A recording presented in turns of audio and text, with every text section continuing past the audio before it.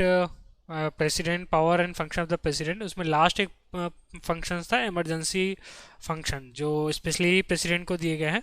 उसके बारे में आज डिटेल में पढ़ेंगे। इमरजेंसी प्रोविजंस क्या क्या दिए हुए हैं अपने कॉन्स्टिट्यूशन में, उसमें क्या प्रेसिडेंट की पावर है और अदर क्या क्या उसका इफेक्ट होता है, किस तरीके से वो अप्लाई होता है, किस तरीके से वो रिवोक होता है और उस टाइम पे क्या क्या चेंजेस हो सकते हैं, सारी चीज़ें हम पढ़ेंगे। ठीक है, तो लेट्स स्टार्ट।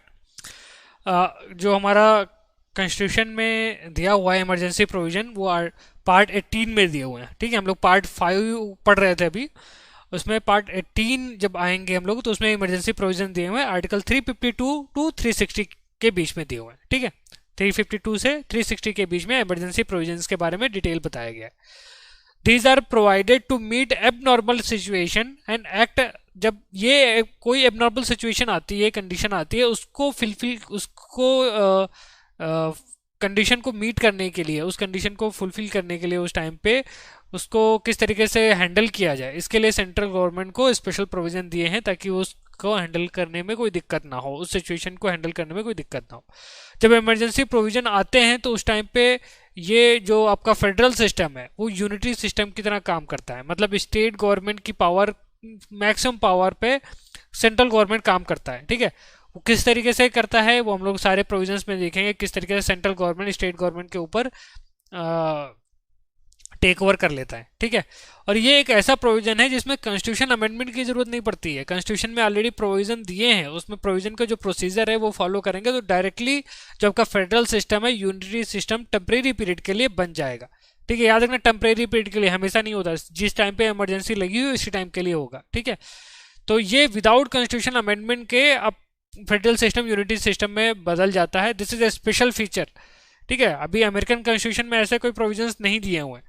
ठीक है, बट अपने कॉन्स्टिट्यूशन में ये चीज़ प्रोविजन दिए हुए हैं, वहाँ पे एकदम रिजिड है, वहाँ पे रिजिड है कि ये फेडरल सिस्टम फेडरल ही रहेगा। बट अपने यहाँ सिस्टम में ये सब प्रोविजन दिया गया है कि अगर कोई कोई प्रॉब्लम कंडीशन आती है, एबनॉर्मल कंडीशन आती है, उस टाइम पे फेडरल सिस्टम की जगह पे यूनिटरी सिस्टम बन जाएगा। ठीक है, बेसिकली 3 टाइप की होती है इमरजेंसी, 3 टाइप के दिया हुआ है अपने कॉन्स्टिट्यूशन में। आर्टिकल 352 के अंडर में दिया गया है नेशनल इमरजेंसी। नेशनल इमरजेंसी मतलब पूरे ऑल ओवर इंडिया पे लगाई जा सकती है या किसी एक पार्ट पे लगा जा सकती है। ठीक है, बेसिकली इसको नेशनल इमरजेंसी अपने कॉन्स्टिट्यूशन में नहीं लिखा है, इसको सिर्फ नेशनल इमरजेंसी इसलिए बोलते हैं क्योंकि पूरे नेशन में कहीं पे भी लगाया जाता है। ठीक है, आगे इसके बारे में डिटेल में पढ़ेंगे। इसको बेसिकली ये कॉन्स्टिट्यूशन में लिखा गया है प्रोक्लेमेशन ऑफ इमरजेंसी। ठीक है, सेकेंड इज प्रेसिडेंट रूल। इसको भी ये याद रखना, प्रेसिडेंट रूल या कॉन्स्टिट्यूशनल इमरजेंसी या फिर स्टेट इमरजेंसी, ये कहीं पे भी लिखा नहीं है। इसके नेचर जो है उसको समझने के बाद में ऐसा लगा कि इसको प्रेसिडेंट रूल बोलना सही रहेगा करके, क्योंकि इसमें प्रेसिडेंट रूल करता है। ठीक है, तो ये चीज़ याद रखना, ये कॉन्स्टिट्यूशन में कहीं पे नहीं लिखा है ये, बट ये आर्टिकल 356 के अंडर में दिया हुआ है। ये आर्टिकल्स याद रख लेना, ये आर्टिकल्स बहुत इंपॉर्टेंट है। 352 में नेशनल इमरजेंसी, प्रेसिडेंट रूल 356 के अंडर में, फाइनेंशियल इमरजेंसी 360 के अंडर में। ठीक है, कॉन्स्टिट्यूशन में इमरजेंसी वर्ड सेकेंड आर्टिकल 356 में इमरजेंसी वर्ड यूज नहीं किया है। ठीक है, ये चीज़ याद रखना। फाइनेंशियल इमरजेंसी आपकी 360 के अंडर में आती है। अब इसके डिटेल में सारे प्रोविजंस पढ़ेंगे एक एक करके। ठीक है, अब मेरी आवाज़ क्लियर आ रही है? सभी लोग प्लीज़ एक बार कंफर्म कर देंगे इसको कि मेरी आवाज़ एकदम क्लियर है और कोई दिक्कत नहीं आ रही है आपको ऑडियो एंड वीडियो में। Then we can progress further. कोई दिक्कत नहीं आ रही है तो प्लीज़ मुझे बताइए, then we will continue. Comment section में बताइए please. Okay, let's move on. National emergency के बारे में डिटेल में स्टार्ट करते हैं। नेशनल इमरजेंसी जो मैंने बताया कि ऑल ओवर इंडिया में या किसी पार्ट में लगाई जा सकती है। ये प्रेसिडेंट डिक्लेयर करता है, नेशनल इमरजेंसी प्रेसिडेंट डिक्लेयर करता है किन ग्राउंड पे, वॉर के केस में या एक्सटर्नल एग्रेशन हो या आर्म्ड रिबेलियन हो। ठीक है, आर्म्ड रिबेलियन हो या फिर एक्सटर्नल एग्रेशन हो या फिर वॉर के केस में ये नेशनल इमरजेंसी प्रेसिडेंट लगा सकता है। इवन ये रियल में नहीं है बट प्रेसिडेंट को लग रहा है कि ऐसा कुछ हो सकता है, उसके केस में भी प्रेसिडेंट लगा सकता है। ठीक है, उसको अभी रियल नहीं है बट उसको थ्रेट लग रहा है कि ऐसा कुछ कंडीशन हो सकती है।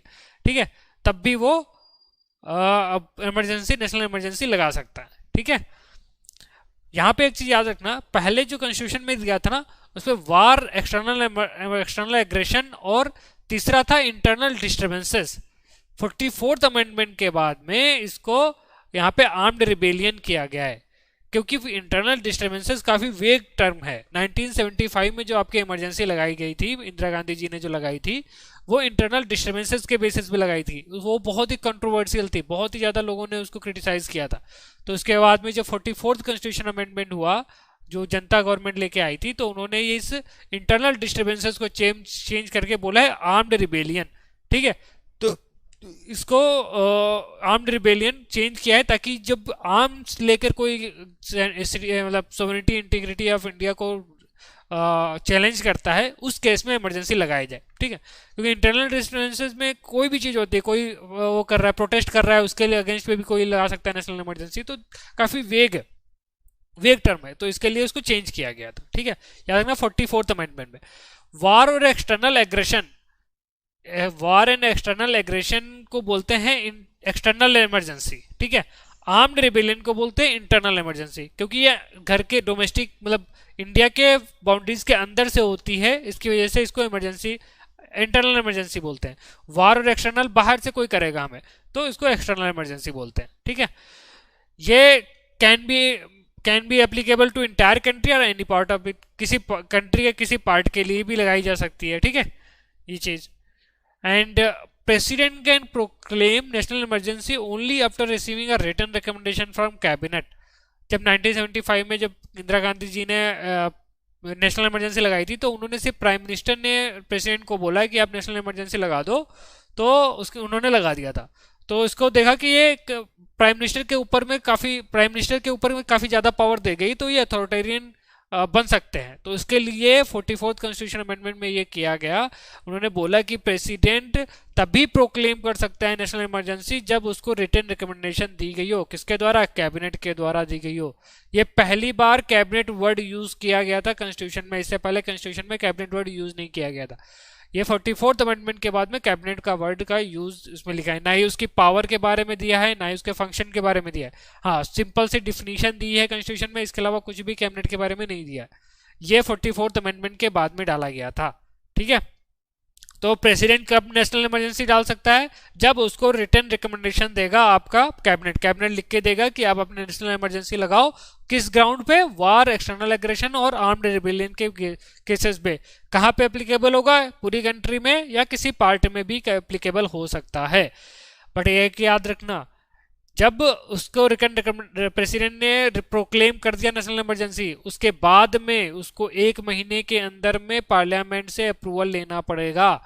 1 महीने के अंदर में, जैसे आज प्रेसिडेंट ने बोला कि नेशनल इमरजेंसी हम लगा रहे हैं, तो आज के बाद में 1 महीने के अंदर में पार्लियामेंट में अप्रूवल लेना पड़ेगा।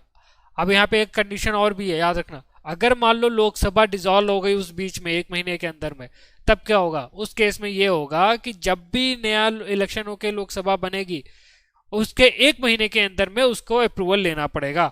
ठीक है, उसको जैसे ही नया बनती है विद इन 30 डेज उसको अप्रूवल लेना पड़ेगा, फर्स्ट सिटिंग जब लोकसभा की होगी। बट इसके अंदर में भी एक कंडीशन है कि राज्यसभा से तब तक अप्रूव हो जानी चाहिए। अगर राज्यसभा तब तक अप्रूव नहीं करती है तो फिर वो प्रोक्लेमेशन खत्म हो जाएगा। ठीक है, तो क्या कंडीशन है कि प्रेसिडेंट ने जब प्रोक्लेम किया उसके 1 महीने के अंदर में पार्लियामेंट से अप्रूवल लेना ही पड़ेगा। ठीक है, पार्लियामेंट से अप्रूवल लेना पड़ेगा। अगर मान लो पार्लियामेंट में लोकसभा डिसॉल्व हो जाती है, तो जब भी डिसॉल्व होके पहली बार सिटिंग करेगी, उसके विद इन 30 डेज उसको अप्रूव करना पड़ेगा उस प्रोक्लेमेशन को जो प्रेसिडेंट ने दिया है। बट तब तक राज्यसभा को अप्रूव कर देना चाहिए। ठीक है, और अप्रूवल किसके थ्रू होता है? स्पेशल मेजोरिटी के थ्रू होती है। स्पेशल मेजोरिटी मतलब 2/3 of the members present and voting and majority of the total strength, total present members. ठीक है, तो ये स्पेशल मेजोरिटी के थ्रू ही अप्रूवल होता है। ये दोनों प्रोविजन कि 1 मंथ, पहले 2 मंथ था हमारा, 44th अमेंडमेंट के थ्रू उसको चेंज करके 2 मंथ किया गया। पहले सिंपल मेजोरिटी थी, उसको चेंज करके स्पेशल मेजोरिटी दी गई। और ये कि 6 महीने के बाद में, ये हर 6 महीने के लिए अप्रूवल होगा। एक बार पार्लियामेंट ने अप्रूव किया तो 6 महीने के लिए वो प्रेसिडेंट इमरजेंसी लगेगी। 6 महीने के बाद में अगर फिर से आगे बढ़ाना है तो फिर से पार्लियामेंट के लिए अप्रूवल लगेगा। ऐसे हर 6 महीने के बाद में अप्रूवल करते करते इसको इनफाइनाइट तरीके से कर सकते हैं। ठीक है, ये याद रखना हमेशा, 6 महीने, हर 6 महीने बाद में उसको अप्रूवल लेना ही पड़ेगा। ठीक है, तो कुछ चीजें याद रखना, पहला तो जब भी प्रेसिडेंट प्रोक्लेम करता है तो उसके 1 महीने के अंदर में पार्लियामेंट का अप्रूवल चाहिए होता है, स्पेशल मेजोरिटी चाहिए होती है, और this is applicable for 6 month only. हर 6 महीने के बाद में उसको फिर से पार्लियामेंट का अप्रूवल लेना पड़ेगा। अप्रूवल के लिए फिर से वही है, 2/3 मेजोरिटी चाहिए होगी। ठीक है, प्रेसिडेंट अगर ये प्रोक्लेम करता है तो उसका जुडिशियल रिव्यू अप्लीकेबल होगा, मतलब कोर्ट इंटरवीन कर सकता है कि उन्होंने जो नेशनल इमरजेंसी लगाई है वो प्रॉपर तरीके से लगाई है कि नहीं, उसके उनके पास में प्रॉपर एविडेंस थे कि ये इमरजेंसी लगाई जा सकती है कि नहीं, तो जुडिशियली रिव्यू कर सकता है उस चीज को कि नेशनल इमरजेंसी प्रॉपर तरीके से लगी है कि नहीं लगी। ठीक है, तो जुडिशियल रिव्यू इट्स अप्लीकेबल। ठीक है, नाउ हाँ, अभी ये तो लगी है, अब इसको खत्म कैसे किया जा सकता है, इमरजेंसी को खत्म कैसे कर सकता है? प्रेसिडेंट कभी भी खत्म कर सकता है। प्रेसिडेंट कभी भी चाहे एक रेजोल्यूशन पास करके उसको, सॉरी, एक ऑर्डर करके, जो जैसे प्रोक्लेमेशन का ऑर्डर दिया वैसे ही एक ऑर्डर करके रिवोकेशन का ऑर्डर देके कभी भी खत्म कर सकता है। या फिर प्रेसिडेंट तो कभी भी खत्म कर ही सकता है, या फिर लोकसभा कोई रेजोल्यूशन, याद रखने यहाँ पे लोकसभा बात कर रहा हूं मैं, सिर्फ लोकसभा की बात कर रहा हूं, लोकसभा कोई रेजोल्यूशन सिंपल मेजोरिटी से पास कर देती है तब भी वो रिवोक हो जाएगा। याद रखना, अप्रूवल के लिए हमें स्पेशल मेजोरिटी चाहिए और पार्लियामेंट के दोनों हाउसेस का अप्रूवल चाहिए होता है, पर रिवोक करने के लिए, खत्म करने के लिए सिर्फ सिंपल मेजोरिटी चाहिए और सिर्फ लोकसभा से अप्रूवल चाहिए बस। ठीक है, ये 44th कॉन्स्टिट्यूशन अमेंडमेंट में डाला गया लोकसभा वाला, पहले सिर्फ प्रेसिडेंट के ऊपर था, प्रेसिडेंट जब चाहे तब रिवोक कर सकता है। ये जो लोकसभा वाला प्रोविजन था, ये 44th कॉन्स्टिट्यूशन अमेंडमेंट के द्वारा डाला गया। इसमें यह था कि अगर 1/10 मेंबर्स ऑफ लोकसभा रिटर्न में नोटिस देते हैं स्पीकर को कि हमको ये रिवोकेशन के लिए रेजोल्यूशन लाना है, तब 14 दिन के अंदर सेशन होएगा, उस सेशन में इस रेजोल्यूशन को पास किया जाएगा। अगर सिंपल मेजोरिटी से पास हो गया देन इमरजेंसी खत्म हो जाएगी।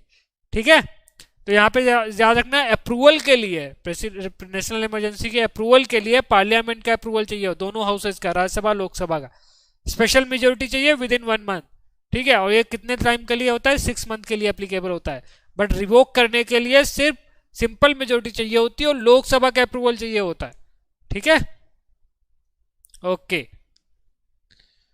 नाउ कम्स कि क्या इफेक्ट पड़ता है नेशनल इमरजेंसी से, क्या इफेक्ट पड़ता है?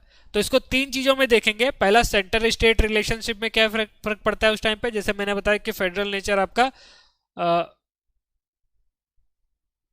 यस यस यस, जब भी प्रेसिडेंट की बात मैं करता हूं कि प्रेसिडेंट डिसीजन लेगा, that means council of minister का डिसीजन है। काउंसिल ऑफ मिनिस्टर हमेशा एड एंड एडवाइस करेगी उसको, प्रेसिडेंट को। ठीक है, प्रेसिडेंट अपने हिसाब से कोई भी डिसीजन नहीं ले सकता है। चाहे प्रोक्लेमन के लिए जो रिटर्न लिखा है, पहले वही था, रिटर्न का पहले ये था कि एक नॉर्म था कि वो लोग अपनी एडवाइस देंगे। अभी यहाँ पे उन्होंने स्पेशली मेंशन कर दिया कि रिटर्न एडवाइस देनी पड़ेगी उनको, कैबिनेट को।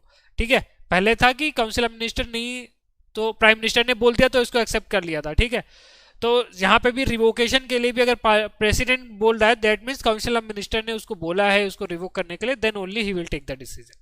ठीक है, तो इफेक्ट में देखेंगे, पहले सेंटर स्टेट रिलेशन की बात करेंगे, फिर life of parliament state legislature की बात करेंगे, और इसका इफेक्ट फंडामेंटल राइट्स पे क्या पड़ता है वो भी देखेंगे। हाँ जी, अब हरप्रीत क्या पूछ रहे हैं, why it's different, what is what you want to ask, please explain in detail so that I can give answer to your questions. ठीक है, तब तक मैं आगे बताता हूँ, आप लोग मुझे बताइए कमेंट सेक्शन में जो भी आपके डाउट्स हैं। हाँ जी, तो सेंटर स्टेट रिलेशन में देखें थे, सबसे पहला जो है 3 इसमें देखेंगे, तीनों पार्ट में देखेंगे कि एग्जीक्यूटिव पे इम्पैक्ट क्या पड़ता है, पार्लियामेंट पे क्या इम्पैक्ट पड़ता है, और फाइनेंशियल डिस्ट्रीब्यूशन पे क्या इफेक्ट पड़ता है। ठीक है, तो जो एग्जीक्यूटिव होता है, जो सेंट्रल एग्जीक्यूटिव होता है, वो स्टेट एग्जीक्यूटिव के ऊपर कंट्रोल कर लेता है टोटली। वो स्टेट को डायरेक्टली डायरेक्शन देता है कि आप किसी भी मैटर पे डायरेक्टली डायरेक्शन दे सकता है। यूजुअली क्या होता है, सेंट्रल एग्जीक्यूटिव है, स्पेशल जो सब्जेक्ट होते हैं उसी पे स्टेट गवर्नमेंट को डायरेक्ट कर देता है, बट नेशनल इमरजेंसी के टाइम पे वो सभी सब्जेक्ट पे स्टेट गवर्नमेंट को डायरेक्ट करता है, उसके डायरेक्ट कंट्रोल में आ जाती है। ठीक है, सेंट्रल गवर्नमेंट के डायरेक्टली कंट्रोल में आ जाती है स्टेट गवर्नमेंट, एग्जीक्यूटिव की बात कर रहा हूँ यहाँ पे। ठीक है, इसके अलावा क्या होता है, पार्लियामेंट ये पहला है कि चाहे पार्लियामेंट कोई भी सब्जेक्ट पे, चाहे वो स्टेट सब्जेक्ट क्यों ना हो, उस पर लॉ बना सकता है। ये मैं ऑलरेडी आपको बता चुका हूँ एक बार, फिर से मैं आपको रिपीट कर देता हूँ कि पार्लियामेंट जो है के टाइम पे स्टेट के किसी भी सब्जेक्ट पे लॉ बना सकता है, ठीक है। और इसका जरूरी नहीं कि स्टेट सस्पेंडेड, वो कोई बिना सस्पेंड किए भी लॉ पे बना सकता है, ठीक है। It can make the laws on the state list also, ठीक है।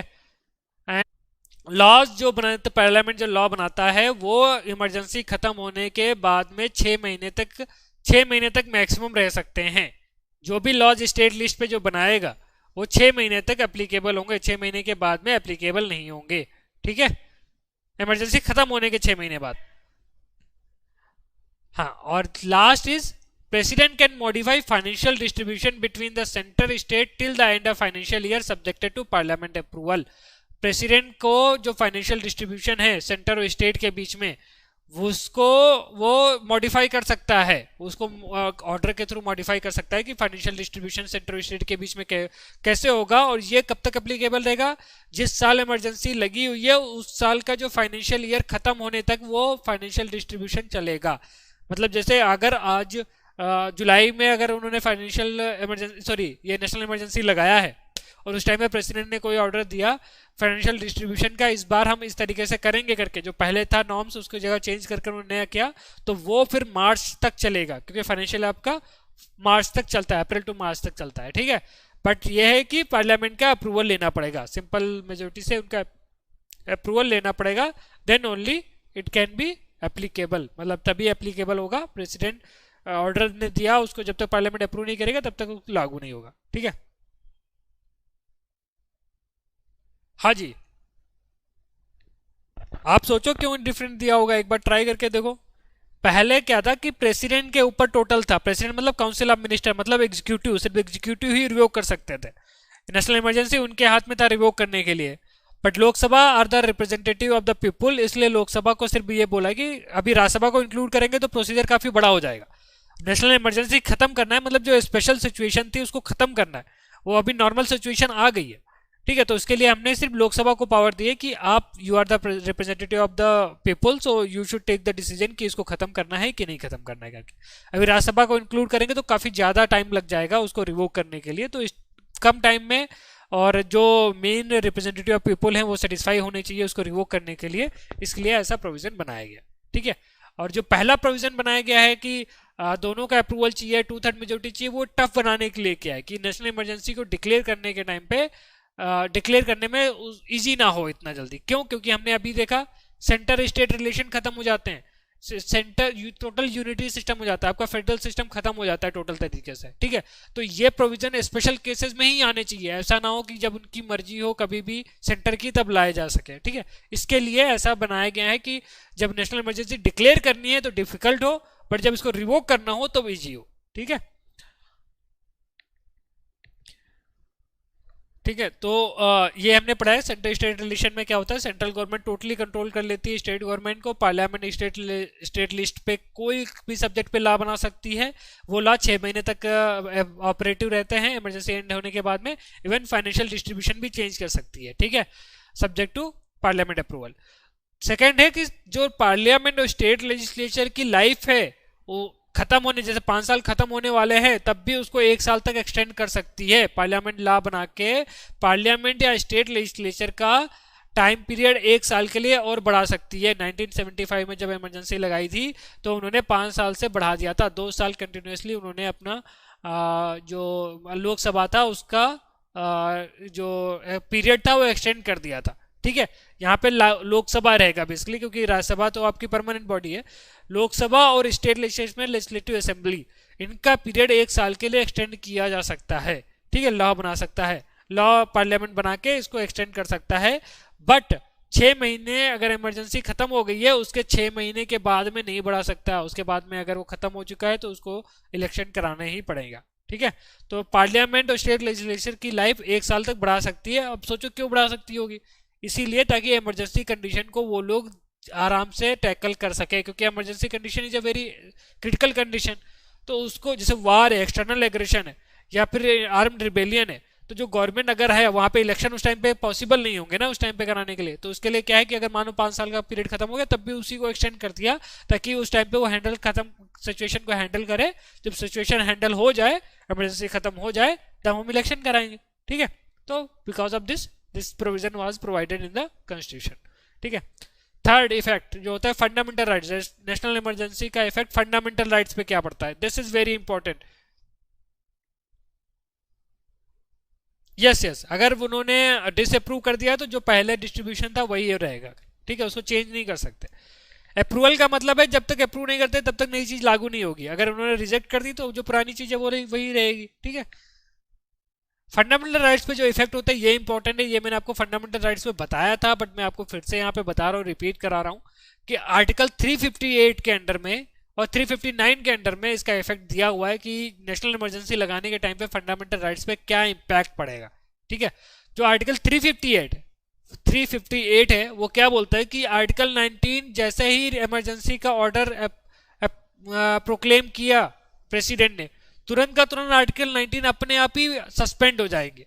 ठीक है, जैसे ही प्रेसिडेंट ने ऑर्डर दिया कि इमरजेंसी लग रही है उसी के टाइम पे आर्टिकल 19 अपने आप सस्पेंड हो जाएगा। बट याद रखना ये सिर्फ एक्सटर्नल इमरजेंसी के टाइम पे होती है।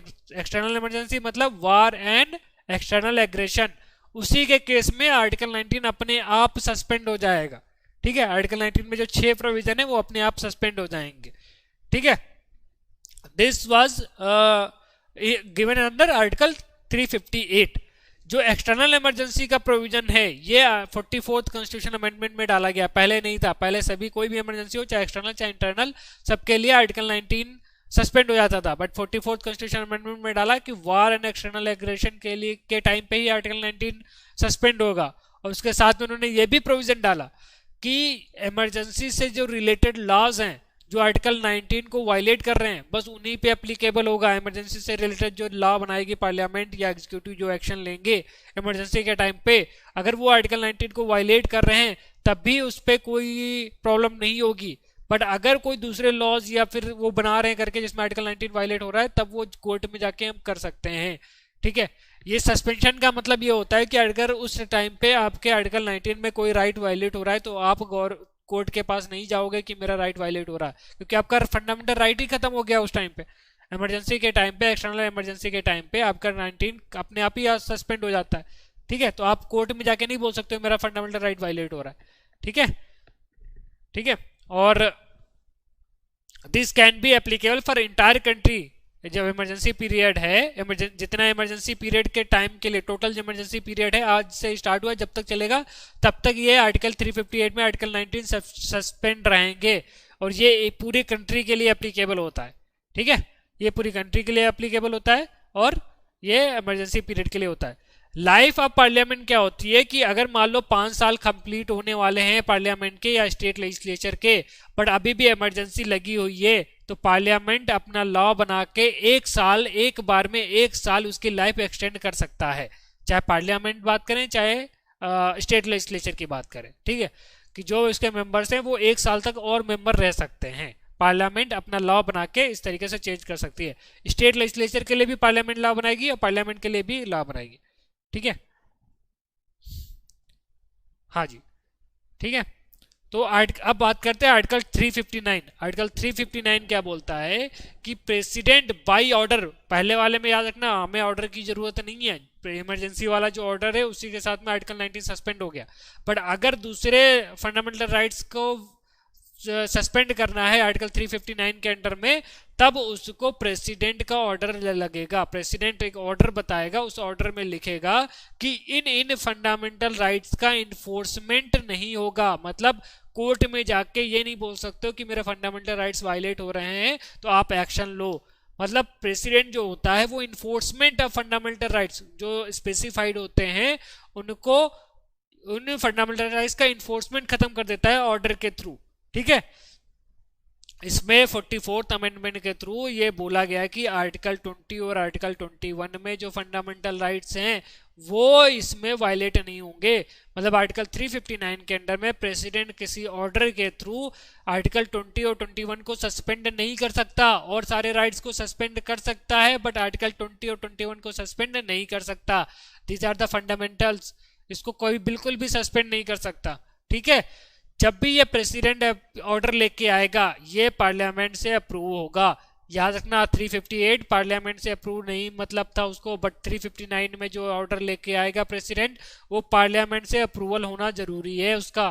ठीक है, और ये जो होगा स्पेसिफिक रीजन और स्पेसिफिक पीरियड के लिए भी लगाया जा सकता है। मतलब जो ऑर्डर होगा उस ऑर्डर में उसको लिखना पड़ेगा कितने टाइम के लिए वो लगा रहा है और कितनी जगह के लिए वो लगा रहा है।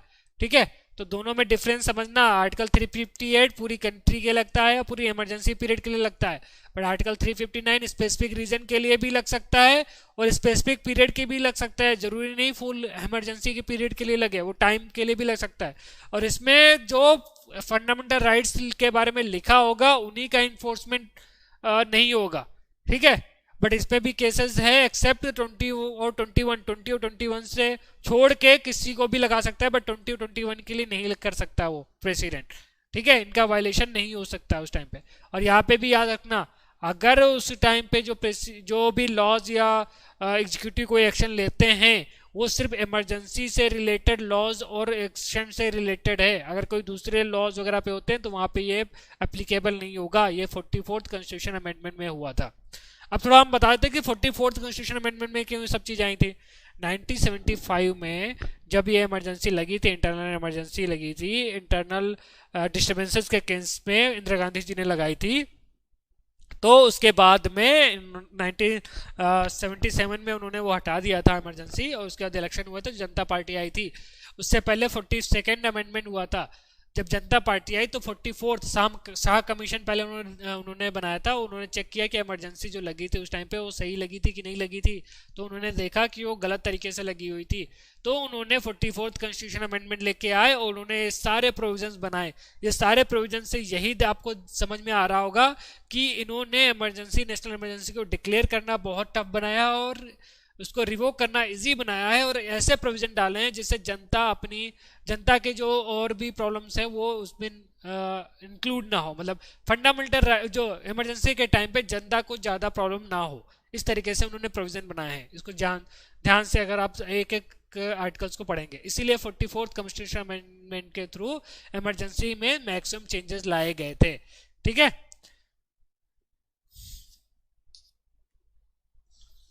okay,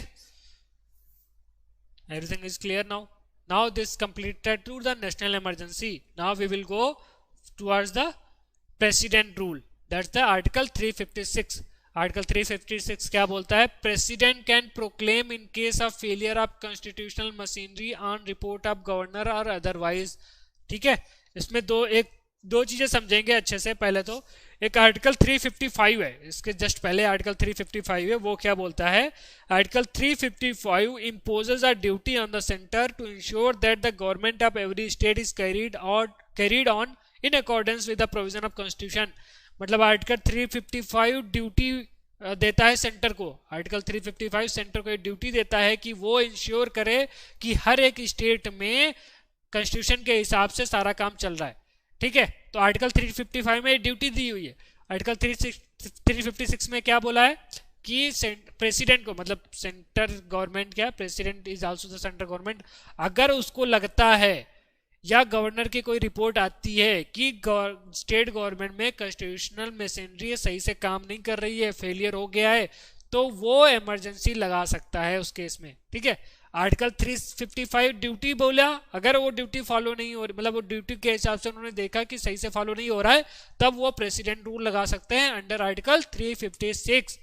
ठीक है, 356 के अंडर में president can proclaim emergency in case of failure of constitutional machinery on report of governor और अदरवाइज का मतलब है कि प्रेसिडेंट को भी अगर लगता है कि स्टेट में ऐसा कुछ कॉन्स्टिट्यूशनल मशीनरी जो है फेलियर हो गई है, तब भी वो लगा सकता है, या फिर गवर्नर की रिपोर्ट पे। ठीक है, this given under article 356। Article 365 में क्या बोला गया है?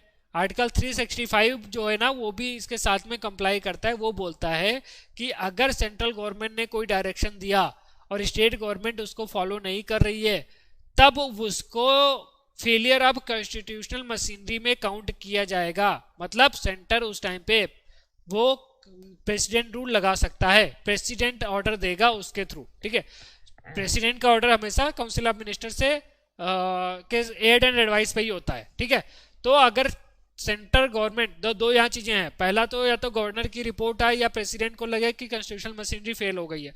दूसरा है कि अगर सेंटर ने कोई डायरेक्शन दिया है स्टेट गवर्नमेंट को, स्टेट गवर्नमेंट उसको नहीं कर पा रही है, कंप्लाई नहीं कर पा रही है, इंप्लीमेंट नहीं कर पा रही है, तब भी प्रेसिडेंट को बोलेंगे कि कॉन्स्टिट्यूशनल मशीनरी फेल हो गई है और प्रेसिडेंट रूल लगा सकते हैं। ठीक है, आर्टिकल 356 को और 365 को साथ में समझना। ठीक है, और 355 को भी। ठीक है, ये सारे आर्टिकल्स इंपॉर्टेंट है, याद रखना इनको। ठीक है, नाउ कम्स की क्या कैसे होता है, किस तरीके से इंप्लीमेंट होता है। तो पार्लियामेंट ने प्रोक्लेम किया, पार्लियामेंट ने ऑर्डर से प्रोक्लेम किया उसको, प्रेसिडेंट ने ऑर्डर से प्रोक्लेम किया, पार्लियामेंट उसको अप्रूव करेगी। पार्लियामेंट अप्रूव करनी होगी विद इन 2 मंथ, 2 महीने। याद रखना, जो हमने नेशनल इमरजेंसी पढ़ी थी उसमें विद इन 1 मंथ बोला था, यहाँ पर प्रेसिडेंट रूल के लिए विद इन 2 मंथ बोला है। ठीक है, और सिंपल मेजोरिटी चाहिए होती है वहाँ पे क्या होती है नेशनल इमरजेंसी के टाइम पे, स्पेशल मेजोरिटी चाहिए होती है। और ये 6 महीने के लिए एप्लीकेबल होता है, नेशनल इमरजेंसी भी 6 महीने के लिए एप्लीकेबल होता है। बट यहाँ पे एक और कंडीशन है प्रेसिडेंट रूल के टाइम पे कि ये सिर्फ मैक्सिमम 3 साल के लिए लगाया जा सकता है, इससे ज़्यादा नहीं लगाया जा सकता है। बट नेशनल इमरजेंसी क्या था, हर 6 महीने के अप्रूवल के बाद में कंटिन्यूसली लगाया जा सकता है, कितने भी टाइम पीरियड के लिए भी। बट ये मैक्सिमम 3 साल के लिए लगाया जा सकता है। नेशनल इमरजेंसी आपके पूरे इंडिया में, इंडिया के किसी पार्ट में लगता है, ये सिर्फ स्टेट के ऊपर लगता है, सिर्फ स्टेट के ऊपर लगा है। जिस स्टेट में लगता है कि स्टेट की गवर्नमेंट कॉन्स्टिट्यूशनल मशीनरी फेल हो गई, उस स्टेट पे लगता है। ठीक है, यहाँ पे 44th कॉन्स्टिट्यूशन अमेंडमेंट में एक और प्रोविजन डाला गया था कि अगर ये 6 महीने के 6 महीने 2 बार अप्रूवल हो गया, मतलब 1 साल तक प्रेसिडेंट रूल कहीं पे लगा हुआ है, अगर उसके आगे प्रेसिडेंट रूल का वापस से अप्रूवल होना है तो उसके लिए 2 कंडीशन फुलफिल होनी चाहिए। पहली तो कंडीशन ये है कि नेशनल इमरजेंसी पूरे पार्ट में या फिर इंडिया में किसी कहीं पार्ट में लगी हो, या फिर इलेक्शन कमीशन ये डिक्लेयर करे कि स्टेट में अभी इलेक्शन कराना पॉसिबल नहीं है। ये 2 कंडीशन फुलफिल होंगी तभी 1 साल के बाद में वापस पार्लियामेंट अप्रूव करके प्रेसिडेंट रूल लगा सकता है। ठीक है, मैक्सिमम कितने टाइम के लिए लगा सकता है, 3 साल के लिए। 3 साल के बाद तो इलेक्शन कराने ही पड़ेंगे स्टेट गवर्नमेंट के, या फिर उनकी जो वापस से रिवाइव हो जाएगी। बट अगर 1 साल के बाद में फिर से उसको देखना है कि अभी प्रेसिडेंट रूल लगाना है कि नहीं लगाना है, तब उसके लिए 2 कंडीशन फुलफिल होनी चाहिए। पहला तो नेशनल इमरजेंसी लगी होनी चाहिए किसी पूरे इंडिया में या किसी एक पार्ट में, अगर या और साथ में इसके साथ में दूसरी कंडीशन भी है कि इलेक्शन कमीशन अप्रूव करके दे कि स्टेट में अभी इलेक्शन नहीं हो सकते। ये मैंने ऑलरेडी इलेक्शन कमीशन की जब फंक्शंस की बात की थी वहां पे मैंने आपको बताया था इस चीज के बारे में। ठीक है, और ये जो प्रेसिडेंट रूल होता है, प्रेसिडेंट किसी भी टाइम पे रिवोक कर सकता है। यहाँ पे लोकसभा, राज्यसभा या किसी के भी अप्रूवल की का प्रोविजन जो है वो नहीं दिया हुआ है। यहाँ पे सिर्फ प्रेसिडेंट उसको कभी भी रिवोक कर सकता है। अगर मान लो रिवोक नहीं करता है, 6 महीने के बाद में अप्रूवल नहीं होता है, तो प्रेसिडेंट रूल खत्म हो जाता है। ठीक है, this is all about the president rule. Now इसका इफेक्ट क्या होता है, इसका इफेक्ट मेन इंपॉर्टेंट है। ठीक है, इस चीज को अच्छे से समझेगा। इसका इफेक्ट क्या होता है, पहला तो इफेक्ट होता है president can take a function of state government, dismiss council of minister of the state. मतलब जिस स्टेट में प्रेसिडेंट रूल लगाया है वहां की जो एग्जीक्यूटिव फंक्शन है वो सारे के सारे प्रेसिडेंट के अंडर में आ जाएंगे। चाहे प्रेसिडेंट वो गवर्नर के थ्रू कराए या फिर कोई भी अथॉरिटी उसके अंडर में जो प्रेसिडेंट के अंडर में काम करेगी उसके थ्रू वो सारे फंक्शन कराएंगे। तो टोटल एग्जीक्यूटिव पावर जो होती है वो प्रेसिडेंट के अंडर में आती है। ये हमने नेशनल इमरजेंसी के टाइम पे भी देखा था। बट याद रखना, नेशनल इमरजेंसी के टाइम पे council of minister of state dismiss नहीं होती है, उसको हटाया नहीं जाता है। बट प्रेसिडेंट रूल के टाइम पे हटा दिया जाता है। ठीक है, बट वो तभी हटाएंगे जब वो पार्लियामेंट ने अप्रूव कर दिया है। ठीक है, पार्लियामेंट ने अप्रूव कर दिया है उसे प्रेसिडेंट को रूल को, तभी वो हटा सकते हैं। अगर पहले हटाते हैं, पार्लियामेंट उसको अप्रूव नहीं करती है, डिसअप्रूव करती है, तो काउंसिल ऑफ मिनिस्टर वापस रिवाइव हो जाएगी। ठीक है, president can declare the powers of state legislator are to exercise by parliament. मतलब यहाँ पे कि जो लेजिस्लेटिव पावर अब स्टेट लेजिस्लेटिव पावर है वो भी आप पार्लियामेंट को दे सकता है, प्रेसिडेंट ऐसा डिक्लेयर कर सकता है। मतलब स्टेट लिस्ट पे भी पार्लियामेंट लॉज बना सकता है, ठीक है। और उसके बाद में वो स्टेट लेजिस्लेचर को सस्पेंड कर सकता है या डिसॉल्व कर सकता है, बट वो उसमें पार्लियामेंट के अप्रूवल होने के बाद में, पार्लियामेंट जब प्रेसिडेंट रूल का अप्रूवल दे देगा उसके बाद ही स्टेट लेजिस्लेचर को सस्पेंड या डिसॉल्व कर सकते हैं। सस्पेंड मतलब वो कोई काम नहीं करेगी बट रहेगी, मतलब एमएलएज रहेंगे बट काम नहीं करेंगे, लॉज वगैरह कुछ नहीं बनाएंगे। डिसॉल्व मतलब एमएलएज भी नहीं रहेंगे, सब खत्म हो जाएंगे, नई बार इलेक्शन होंगे फिर, ठीक है। तो सस्पेंड या डिसॉल्व कर सकती है, ठीक है।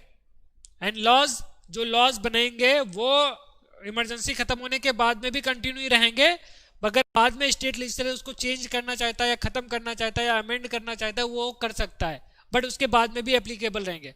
पर हमने नेशनल इमरजेंसी के केस में क्या देखा था कि अगर उसमें पार्लियामेंट कोई लॉ बनाती है स्टेट लिस्ट पे या स्टेट लेजिस्लेचर के उस पे पावर में, तब वो सिर्फ 6 महीने के लिए एप्लीकेबल होता है, इमरजेंसी खत्म होने के बाद में 6 महीने तक एप्लीकेबल होता है, उसके बाद में नहीं होता है। बट यहाँ पे वो उसके बाद में भी एप्लीकेबल होता है किसी भी टाइम तक, जब तक स्टेट लेजिस्लेचर चाहे, वो उसको खत्म करना चाहती है खत्म कर सकती है, और नहीं खत्म करना चाहे तो नहीं खत्म कर सकती, ठीक है। He can take all other necessary steps including the suspension of constitutional provision related to any body state authority.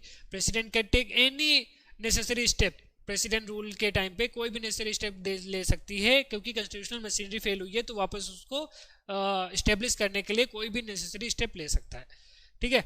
But यहाँ पे एक चीज याद रखना कि इस पे फंडामेंटल राइट पे कोई इफेक्ट नहीं पड़ता है, ना ही हाई कोर्ट की पावर, फंक्शन या स्टेटस पे कोई इफेक्ट पड़ता है, ठीक है।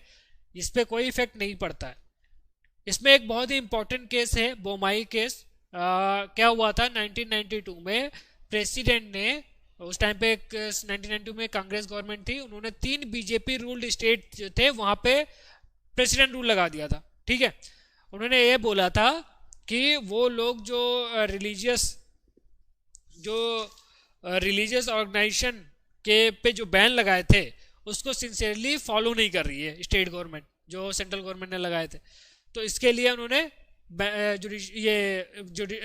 वहाँ पे गवर्नमेंट हटा के प्रेसिडेंट रूल लगा दिया था उन्होंने। तब उन्होंने कोर्ट के पास में, तो सुप्रीम कोर्ट बोमाई केस में उन्होंने बोला कि secularism is a basic feature of our constitution, तो इसलिए उनको अप्लाई करना चाहिए, सेंटर के जो रूल उन्होंने बोले हैं उनको अप्लाई करना चाहिए। और अगर अप्लाई नहीं कर रहे हैं तो centre has the power under article 365 and 356 कि वो प्रेसिडेंट रूल अप्लाई कर सकते हैं। तो बम्बई केस में सुप्रीम कोर्ट ने बोला था कि जो प्रेसिडेंट रूल लगाया है दैट्स ओके, उसको एक्सेप्ट किया था, अपहेल्ड किया था, ठीक है। और उसके बाद में उन्होंने कुछ गाइडलाइन दी थी, इवन सरकारिया कमीशन ने भी गाइडलाइन दी थी कि प्रेसिडेंट रूल कब अप्लाई करना चाहिए कब नहीं अप्लाई करना चाहिए करके। वो आप लक्ष्मीकांत से पढ़ लीजिएगा एक बार, अगर कुछ समझ नहीं आता है तो अब मैं आपको वापस बता दूंगा, कोई प्रॉब्लम नहीं है। आप मुझे पूछिएगा, कमेंट सेक्शन में बताइएगा या मुझे ग्रुप पे बताइएगा, आई विल एक्सप्लेन। बट उसको क्या है, बेसिक वही है कि उसका मिसयूज नहीं होना चाहिए। जब बी आर अम्बेडकर जी ने ये प्रेसिडेंट रूल का प्रोविजन डाला अपनी कॉन्स्टिट्यूंट असेंबली में एक्सप्लेन कर रहे थे, तो उन्होंने ये बोला था कि president rule will be a dead letter, मतलब इसको कभी यूज नहीं किया जाएगा, यूज किया जाएगा बहुत ही स्पेशल केस में यूज किया जाएगा। बट ये सबसे ज्यादा यूज किया हुआ प्रोविजन है, 132 या 130 से ज्यादा बार इसको यूज किया जा चुका है अभी तक। जो उन्होंने सोचा था वो ऐसा नहीं हुआ। इवन 1951 में first time president rule use किया गया था, पंजाब में यूज किया गया था। तो ये था कि जो डेड लेटर था वो डेडली वेपन बन गया था बाद में। Centre state government, centre government, जिसे मैं एग्जांपल एक बार बताता हूँ, 1977 में जब जनता गवर्नमेंट आई इमरजेंसी के बाद में, नेशनल इमरजेंसी के बाद में, तो उन्होंने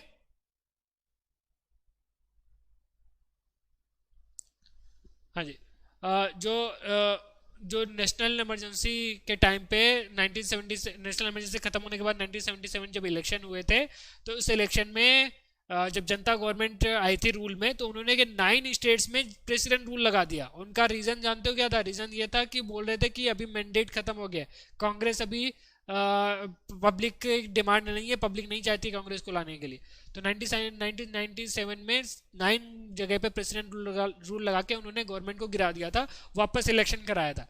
फिर 1980 में जब वापस कांग्रेस गवर्नमेंट आई तो उन्होंने फिर से उसी 9 स्टेट में वापस प्रेसिडेंट रूल लगा के गवर्नमेंट हटा दी।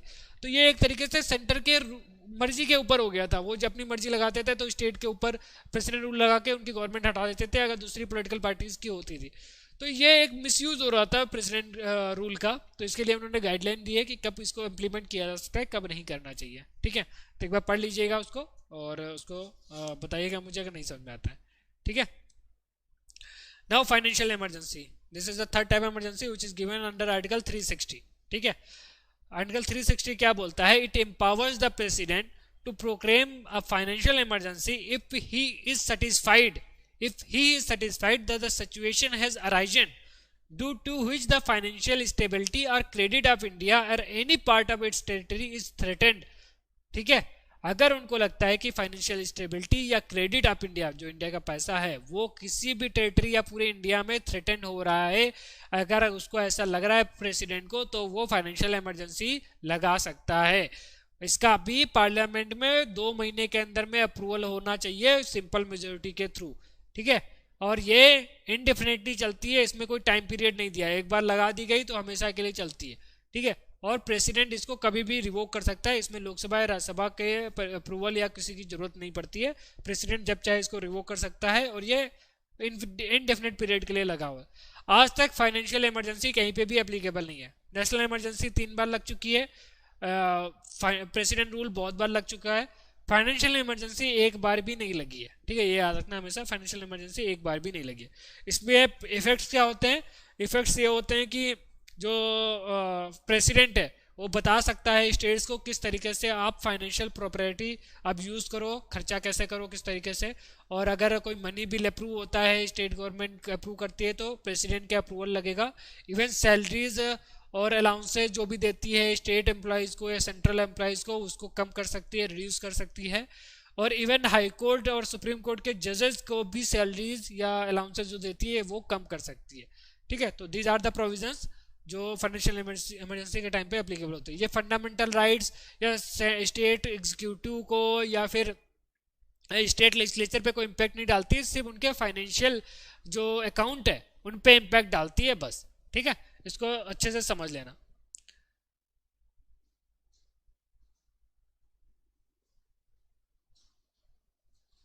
हाँ जी, हाँ जी, हाँ जी, yes, it is impacted to judicial review, it is impacted to judicial, जो प्रेसिडेंट रूल है वो इम्पैक्टेड टू जुडिशियल रिव्यू। अगर सुप्रीम कोर्ट को लगता है कि उन्होंने गलत तरीके से मेलाफाइड, गलत तरीके से उन्होंने स्टेट गवर्नमेंट पे प्रेसिडेंट रूल लगाया है, तो वो हटा सकती है उसके। रिसेंटली कुछ केसेस हुए थे, मैं चाहूँगा कि आप लोग उसको चेक करें एक बार कि कौन कौन से केसेस हुआ उत्तराखंड में, और उत्तराखंड का मेजर ही था, उसमें आप देख सकते हैं कि हाई कोर्ट ने क्या क्या उसमें बताया था करने के लिए करके उसका टाइम पे। ठीक है, तो अगर सुप्रीम कोर्ट या हाई कोर्ट को लगता है कि जुडिशियल रिव्यू की पावर है यहाँ पे प्रेसिडेंट रूल में, अगर उनको लगता है कि गलत तरीके से लगाया है, तो उसको हटा सकती है प्रेसिडेंट रूल को, वापस state council of minister, state legislature को रिवाइव कर सकती है। ठीक है, okay, this is all about the financial emergency. और ये financial emergency different type of emergency के बारे में था। फाइनेंशियल इमरजेंसी को क्रिटिसाइज किया जाता है, इसको क्रिटिसाइज इसलिए किया जाता है कि इसको बोलते हैं कि ऐसे केसेस में it will nullified, it will remove the financial autonomy of the state government, state government की फाइनेंशियल ऑटोनॉमी खत्म हो जाएगी फाइनेंशियल इमरजेंसी के टाइम पे। ठीक है, बहुत सारे क्रिटिसिज्म है। इसके अलावा बोलते हैं कि फेडरल सिस्टम आपके ख़त्म हो जाएगा, फंडामेंटल राइट्स को रोक देना मतलब हमें डेमोक्रेटिक इंस्टीट्यूशन को ख़त्म करने के बराबर है, इस तरीके से इसको क्रिटिसाइज करते हैं। But still B R Ambedkar ने और हमने भी देखा कि कभी कभी इसकी बहुत ज़्यादा ज़रूरत होती है इमरजेंसी की, जो इमरजेंसी कंडीशन को फुलफिल करने के लिए। जैसे 1965 में उसके साथ में पाकिस्तान के साथ में हमारा वॉर हुआ था, नेशनल इमरजेंसी डिक्लेयर की गई थी, तो उस सिचुएशन को हैंडल करना बहुत ज़रूरी था। ठीक है, तो यहाँ पे इमरजेंसी ख़त्म हो जाती है। और ठीक है, we will start with the Supreme Court. Supreme Court का मैं बेसिक आपको स्टार्ट कर देता हूँ, या फिर आप चाहते हैं कि अभी ना स्टार्ट किया जाए? We start with Supreme Court का। सो बेसिक चीज़ें हैं वो मैं स्टार्ट कर देता हूँ आज, फिर उसको कंप्लीट बाद में करेंगे। ठीक है, तो पहला तो सुप्रीम कोर्ट में पहला तो सुप्रीम कोर्ट की एक इंपॉर्टेंट बात मैं बता दूं, अपने यहाँ इंडिया में इंटीग्रेटेड जुडिशरी है, वो ऑलरेडी हमने बताया हुआ है आपको, फीचर्स ऑफ इंडियन कॉन्स्टिट्यूशन में बताया मैंने। इंटीग्रेटेड जुडिशरी है, सारी की सारी हाई कोर्ट के अंडर में सारे लोअर कोर्ट्स वगैरह आते हैं, तो इंटीग्रेटेड एक ही सिस्टम है कि लॉ को, सारे लॉज को डिफरेंट कोर्ट्स अपील के थ्रू देख सकते हैं। ठीक है, तो इंटीग्रेटेड जुडिशरी है। इसका कंपोजिशन क्या होता है, अभी करंटली 34 जजेस है, ठीक है। और ये कौन करता है, एग्जीक्यूटिव करते हैं, पार्लियामेंट के थ्रू एक अमेंडमेंट होता है सुप्रीम कोर्ट नंबर ऑफ जजेस एक्ट, उसको अमेंडमेंट किया 2019 में अमेंड किया, पहले 31 जजेस थे, 2019 में अमेंड करके 34 जजेस कर दिए गए, including the chief justice of India, chief justice of India को इंक्लूड करके। फाइनेंशियल इमरजेंसी रिसेशन के टाइम पे लगा सकते हैं, it's up to the executive, जब उनको लगता है कि फाइनेंशियल स्टेबिलिटी खत्म हो गई है तब वो लगा सकते हैं, अदरवाइज नहीं। It's up to the executive subjected to parliament approval, ठीक है। बट कोई कंपलसरी नहीं है कि रिसेशन चल रहा है तो लगाना ही है, ठीक है, ऐसा कुछ नहीं। जब उनको लगता है अभी कंडीशन ऐसी आ गई कि हम लोग ऐसे कंडीशन को टैकल नहीं कर पाएंगे, then only it can be applied, ठीक है। प्रेसिडेंट के मतलब काउंसिल ऑफ मिनिस्टर के डिस्क्रिप्शन पे है, बट बाद में अप्रूवल उनको लेना पड़ेगा पार्लियामेंट, ठीक है, सिंपल मेजोरिटी से अप्रूवल लेना पड़ेगा, ठीक है। सुप्रीम कोर्ट के जो कंपोजिशन है 34 जजेस हैं। ये अपॉइंट कौन करता है, प्रेसिडेंट अपॉइंट करता है, बट प्रेसिडेंट जब अपॉइंट करता है तो उसके कुछ कंडीशन है। पहला कि जो चीफ जस्टिस ऑफ इंडिया को जब अपॉइंट करता है तो हाई कोर्ट या सुप्रीम कोर्ट के कितने भी जजेस का कंसल्टेशन ले सकता है जितना उसको प्रेसिडेंट को लगता है। जब सीजीआई के अलावा दूसरे जजेस को अपॉइंट करता है तब वो सीजीआई तो कंसल्ट करता ही है, सीजीआई मतलब चीफ जस्टिस ऑफ इंडिया, उनको तो कंसल्ट करता ही है, उसके अलावा कितने भी जजेस सुप्रीम कोर्ट हाई कोर्ट के जजेस को कंसल्ट कर सकता है। बट जब अदर्स जजेस को अपॉइंट करता है तो चीफ जस्टिस ऑफ इंडिया का कंसल्टेशन लेना कंपलसरी है, ठीक है, ये आपके कॉन्स्टिट्यूशन में दिया हुआ है। अभी इसमें बहुत सारे केसेस हुए कि जो कंसल्टेशन प्रोसेस है वो कैसा होगा, मतलब कंसल्टेशन ऐसा तो नहीं है कि वो कंसल्टेशन दे दिया, प्रेसिडेंट एक्सेप्ट भी कर सकता है, नहीं ये एक्सेप्ट कर सकता है, मतलब उसके डिस्क्रिप्शन पे तो नहीं है। ऐसा नहीं है कि कंसल्टेशन बाइंडिंग तो नहीं है। तो इसके लेकर बहुत सारे जजमेंट आए, उनके बारे में हम लगे। पहला फर्स्ट जजेस केस हुआ था तो उसमें उन्होंने बोला कंसल्टेशन इज नॉट कॉन्करेंस, मतलब कंसल्टेशन का मतलब ये नहीं है कि वो प्रेसिडेंट पे बाइंडिंग होगा। मतलब अगर CGI chief justice of India ने कोई कंसल्टेशन दिया है अपना कि इस जज को अपॉइंट करना चाहिए, तो जरूरी नहीं है कि वो प्रेसिडेंट को एक्सेप्ट भी करे, प्रेसिडेंट चाहे तो एक्सेप्ट कर सकता है, चाहे तो एक्सेप्ट नहीं कर सकता है। तो उन्होंने बोला consultation is not equivalent to concurrence, मतलब जरूरी नहीं है कि दोनों सेम दोनों एक्सेप्ट करें तभी एक्सेप्टेबल हो, ठीक है। बट सेकंड जज केस में ऐसा बोला गया कि कंसल्टेशन इज कॉन्करेंस, मतलब उनको सीजीआई जो बोलेगा वो बाइंडिंग है प्रेसिडेंट पे। उसमें उन्होंने बट ये भी साथ में बोला कि चीफ जस्टिस ऑफ इंडिया के साथ में उनको 2 सीनियर मोस्ट जजेस की भी एडवाइस लेनी पड़ेगी। मतलब सीजीआई जब प्रेसिडेंट को अपना कंसल्टेशन देगा तो उससे पहले वो 2 सीनियर मोस्ट जजेस की एडवाइस लेगा, ठीक है। तो प्रेसिडेंट को फिर वो कंसल्ट करके देगा। उसके बाद में थर्ड जजेस केस आया। थर्ड जजेस केस क्या आया था कि जब प्रेसिडेंट को इसमें कंफ्यूजन हुआ कि 2 सीनियर मोस्ट को कैसे लेना है क्या है, तो उन्होंने वापस सुप्रीम कोर्ट को रेफर किया केस को कि इसको सही से डिक्लेयर करो, सही से बताओ कि कैसे करनी है, फंक्शनिंग कैसे करनी है। तब उन्होंने थर्ड जजेस केस आया, तो थर्ड जजेस केस में सुप्रीम कोर्ट ने बोला, ये सुप्रीम कोर्ट के केसेस हैं, ठीक है, सुप्रीम कोर्ट ने डिफरेंट केसेस में क्या क्या बोला था, ठीक है। तो थर्ड केसेस में सुप्रीम कोर्ट ने बोला कि जब भी अपॉइंट करना है जज को, अदर जज को सुप्रीम कोर्ट के, तो चीफ जस्टिस ऑफ इंडिया का तो कंसल्टेशन लेना ही है, but chief justice of India जब कंसल्टेशन लेगा तो 4 सीनियर मोस्ट जजेस का लेगा, 4 सीनियर मोस्ट जजेस का प्लस सीजीआई का कंसल्टेशन लेना होगा उसको। कोई भी अपनी एडवाइस जब प्रेसिडेंट को देनी है वो प्रेसिडेंट पे एडवाइस बाइंडिंग होगी, ठीक है। और अगर 2 जज उसके अपोजिट ओपिनियन दे रहे हैं तो सीजीआई उसके फिर एडवाइस नहीं देगा उसके बारे में, ठीक है। इसको कोलेजियम सिस्टम बोलते हैं, कोलेजियम सिस्टम बोलते हैं, मतलब जब 1 2 3 जजेस आपस में मिलकर कोई एडवाइस प्रेसिडेंट को दे रहे हैं तो उसको कोलेजियम सिस्टम बोलते हैं, ठीक है। कोलेजियम सिस्टम में बहुत सी प्रॉब्लम थी, ट्रांसपेरेंसी नहीं थी, और ऐसा देखा गया था कि किसी एक ही को फेवरेट किया जा रहा था या फिर एक ही लोगों को प्रमोट किया जा रहा था। तो उस ट्रांसपेरेंसी लाने के लिए एनजीएससी एक्ट लेके आए, नेशनल जुडिशियल अकाउंटेबिलिटी एक्ट, ठीक है। तो नेशनल जुडिशियल अकाउंटेबिलिटी एक्ट लेके आए, appointment commission, national judicial 99th constitution amendment के थ्रू वो लोग लेके आए थे नेशनल जुडिशियल अकाउंटेबिलिटी एक्ट, ठीक है। तो उसमें उन्होंने एक बनाया national judicial appointment commission, national NGAC, national judicial appointment commission, वो अपॉइंट करेगा जजेस को, ठीक है। उन्होंने 99th कॉन्स्टिट्यूशन अमेंडमेंट में एक नेशनल जुडिशियल अपॉइंटमेंट कमीशन लेके आए। वो अपॉइंट, पहले क्या हो रहा था, कोलिजियन सिस्टम अपॉइंट कर रहा था जजेस को। कोलिजियन सिस्टम बोलता था इस जज को अपॉइंट करो, तो प्रेसिडेंट की बाइंडिंग थी, उनकी एडवाइस होती थी, तो वो अप्रूव कर देते थे, उनको उसको अपॉइंट करना पड़ता था। तो अब ये इसमें कुछ प्रॉब्लम थी, ट्रांसपेरेंसी की प्रॉब्लम थी, और देखा गया कि इसमें नेपोटिज्म भी चल रहा है, फेवरेटिज्म भी चल रहा है। तो उसको दूर करने के लिए 99th कॉन्स्टिट्यूशनल अमेंडमेंट लाया गया, गवर्नमेंट लेके आई थी 2014 में। उन्होंने नेशनल जुडिशियल अपॉइंटमेंट कमेटी लेके आए, तो उसके थ्रू उन्होंने बोला कि इसके बारे में मैं डिटेल में बताऊंगा, एनजीएसी क्या होता है, किस तरीके से था करके। नहीं अगर बता पाऊंगा तो मैं आपको नोट्स प्रोवाइड करा दूंगा इसको, इसके एनजीएसी के बारे में, डिटेल के बारे में। तो उसके एनजीएसी के थ्रू अपॉइंटमेंट होगा, उसमें एग्जीक्यूटिव भी थे और जुडिशरी भी थे। एनजीएसी में एग्जीक्यूटिव भी थे और जुडिशरी भी थे। तो बट जो फोर्थ जजेस केस आया उसमें जो उन्होंने बोला कि जो जुडिशरी, जो एग्जीक्यूटिव आ गए हैं, एग्जीक्यूटिव के आने के बाद में जो आपके इंडिपेंडेंट ऑफ जुडिशरी है वो खत्म हो गई है, क्योंकि उनमें मैक्सिमम डिसीजन मेकिंग कौन कर रहा है, एग्जीक्यूटिव कर रहे हैं। तो इसके लिए जो फोर्थ जजेस केस आया उसमें सुप्रीम कोर्ट ने ये बोला कि जो 99th कॉन्स्टिट्यूशन अमेंडमेंट है वो वैलिड नहीं है, दैट इज अनकॉन्स्टिट्यूशनल। तो उनको उन्होंने वाइड कर दिया, मतलब उसको नल एंड वाइड कर दिया, मतलब एप्लीकेबल नहीं होगा। तो उसके बाद में एनजीएसी भी खत्म हो गई, ठीक है। तो ये उन्होंने किस बेसिस पे किया था कि to maintain the independent of the judiciary, independence of the judiciary को मेंटेन करने के लिए उन्होंने एनजीएसी के प्रोविजंस को खत्म कर दिया था, ठीक है। नाउ कम्स, यूजली जब अपॉइंटमेंट होता है तो चीफ जस्टिस ऑफ इंडिया का जो सीनियर मोस्ट जज होता था उसी को अपॉइंटमेंट किया जाता था, बट उसको 2-3 बार वायलेट किया गया, तो उसके बाद में ये कोलिजियन सिस्टम लेके आया गया, ठीक है। अभी बात करते हैं क्या क्वालिफिकेशन होनी चाहिए, क्या ओथ क्या लेते हैं, और सैलरीज क्या होती हैं, उनका टेन्योर कैसे होता है, उनको रिमूव कैसे किया जाता है, ये सारी चीज़ें हम सुप्रीम कोर्ट के बारे में आज पढ़ेंगे।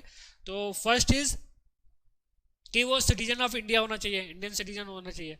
दूसरी रिक्वायरमेंट है कि वो हाई कोर्ट में 5 साल से जज होना चाहिए, या फिर हाई कोर्ट में एडवोकेट होना चाहिए 10 साल से, या फिर डिस्टिंग्विश्ड जूरिस्ट होना चाहिए, ठीक है। ये इन तीनों में से कोई एक होना चाहिए, तब वो आपका सुप्रीम कोर्ट का जज बनने के लिए एलिजिबल है।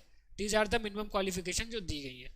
इसके अलावा जो सैलरी, पेंशन है, इसके अलावा अलाउंसेस वगैरह जो है वो पार्लियामेंट डिसाइड करती है, but it can not be very to his disadvantage except during financial emergency. हमने जो अभी पढ़ा ना, फाइनेंशियल इमरजेंसी में सैलरीज और उसके अलाउंसेस को चेंज किया जा सकता है, उसको छोड़ के उसको कभी भी डिसएडवांटेज के लिए चेंज नहीं किया जाता है। और इसके अलावा जो उसकी सैलरी और पेंशन होती है वो आपके कंसोलिडेटेड फंड ऑफ इंडिया पे चार्ज होती है, याद रखना चार्ज होती है, it can not voted to टू, चार्ज होती है हमेशा, ठीक है।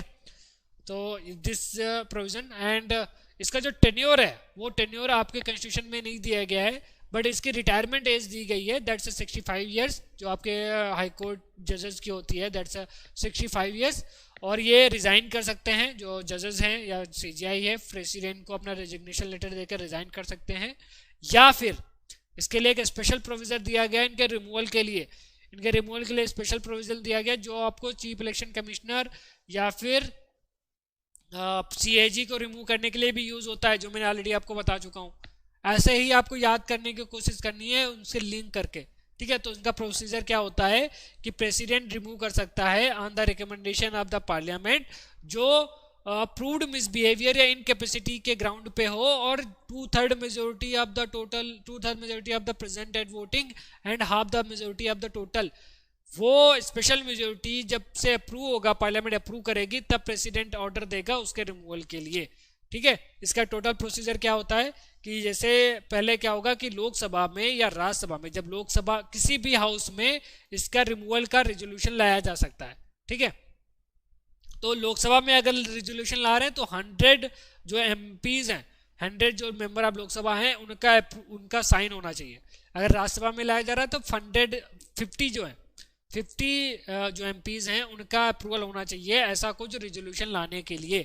वो जब ये लोग 50 लोग साइन करके देंगे कि हाँ हमें रेजोल्यूशन लाना है, या फिर राज्यसभा में, अगर लोकसभा में है तो 100 लोग लेके आएंगे। डिस्टिंग ज्यूरिस्ट मतलब जो भी प्रेसिडेंट को लगता है कि ये बहुत अच्छा जज बन सकता है, ठीक है। कोई भी हो सकता है, यहाँ पे आपको भी अपॉइंट कर सकता है अगर आप ये मिनिमम क्राइटेरिया कर सकते हो। तो डिस्टिंग ज्यूरिस्ट कोई भी हो सकता है जो अच्छा जज है, ठीक है। जिसको जो प्रेसिडेंट को लगता है कि अच्छा जज बन सकता है ऑन बिहाफ ऑफ, ये याद रखना, कौन अप्रूव करेगा, टोटली कौन अप्रूव करेगा, टोटली कौन अप्रूव करेगा इसको, काउंसिल ऑफ मिनिस्टर जो बोलेगी वही प्रेसिडेंट बोलेगा। तो प्रेसिडेंट को अगर लगता है कि कोई डिस्टिंग्विश्ड मतलब अलग से कोई अच्छा जूरिस्ट मतलब जज बन सकता है, तो उसको आपका उसके लिए डिस्टिंग्विश जूरिस्ट बेसिकली होता है जिसको लॉ की काफ़ी अच्छी नॉलेज होती है। प्रेसिडेंट को अगर ऐसा लगता है कि उसको लॉ को काफ़ी अच्छी नॉलेज है, then he can send. Okay, हाँ जी, जस्ट वेट फॉर 1 सेकेंड।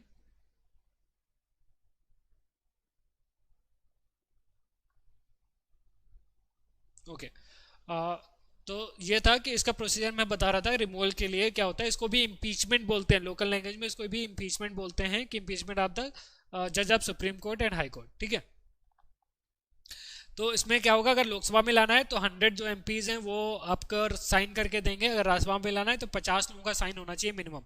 ये साइन करने के बाद में स्पीकर को देंगे वो, ठीक है, स्पीकर को देंगे। स्पीकर चाहे तो यहाँ पे मोशन को एडमिट कर सकता है, चाहे तो रिफ्यूज कर सकता है। यहाँ पे देखना स्पीकर की पावर है, अगर लोकसभा में लाया गया तो स्पीकर, अगर राज्यसभा में लाया गया तो चेयरमैन।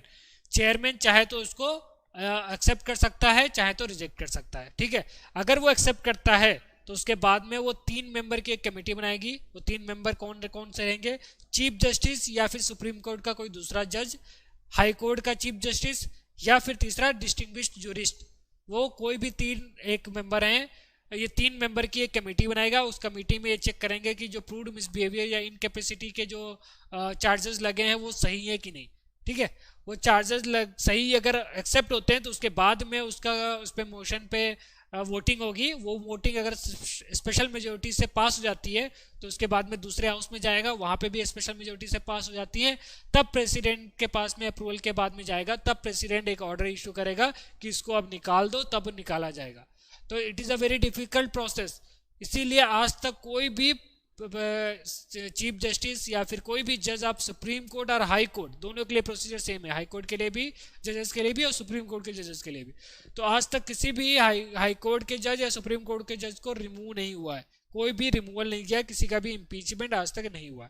ठीक है, अभी कुछ बेसिक चीज़ें मैं आपको बताता हूँ। एक्टिंग चीफ जस्टिस क्या होता है, अगर कोई जो chief justice sitting chief justice है, अगर वो अपनी ड्यूटीज़ को फुलफिल नहीं कर पा रहा है, उसकी डेथ हो गई है या रिज़ाइन हो गया है, रिज़ाइन हो गया है, डेथ हो गई, या फिर उसको बीमार पड़ा हुआ है, या किसी भी वजह से वो ड्यूटी फुलफिल नहीं कर पा रहा है, बाहर गया हुआ है, कंट्री से बाहर गया हुआ है, कुछ भी है, तो उस टाइम पे प्रेसिडेंट किसी को भी एक्टिंग चीफ जस्टिस बना सकता है। जो चीफ जस्टिस जो जजेस दूसरे जज हैं उसमें से एक्टिंग चीफ जस्टिस बना सकता है। बट उसकी जो चीफ जस्टिस की क्वालिफिकेशन जो बताई है हमने सुप्रीम कोर्ट के जज बनने के लिए, जो हमने बताई है कि ये 5 साल के लिए हाई कोर्ट होना चाहिए, 10 साल के एडवोकेट होना चाहिए और डिस्ट्रिक्ट जुरिस्डिक्शन, उनमें से कोई होगा तब वो बना सकता है एक्टिंग चीफ जस्टिस।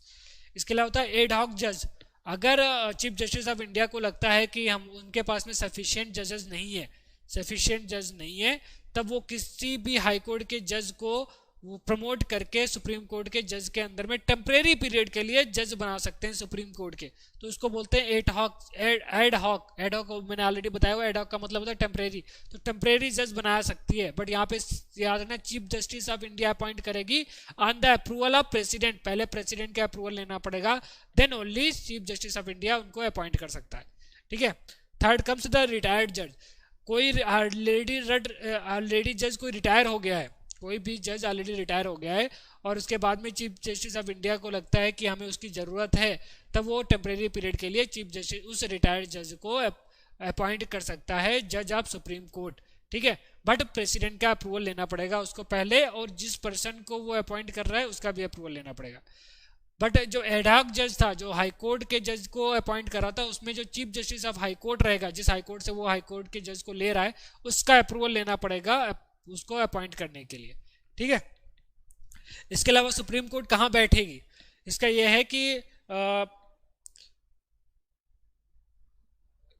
ये सुप्रीम कोर्ट कहीं भी बैठ सकती है, जहां भी वो चाहे। प्रेसिडेंट के अप्रूवल के बाद में वो कितने भी अपनी सीट बोल सकती है। यूजुअली दिल्ली में बैठती है, बट इसके अलावा अगर कहीं और भी बैठ सकना चाहे तो बैठ सकती है। ठीक है, उसके लिए सिर्फ प्रेसिडेंट की अप्रूवल लेनी पड़ेगी।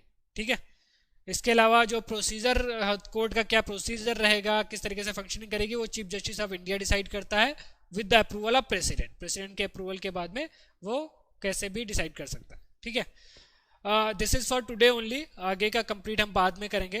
सुप्रीम कोर्ट को कंप्लीट करने के बाद में हम लोग पार्लियामेंट स्टार्ट करेंगे। अभी आप नेशनल इमरजेंसी और सुप्रीम कोर्ट का स्टार्टिंग के जो 4 पेजेस हैं वो आप लक्ष्मीकांत से कंप्लीट कीजिए, और कोई डाउट आता है तो मुझसे पूछिए। Thank you everyone.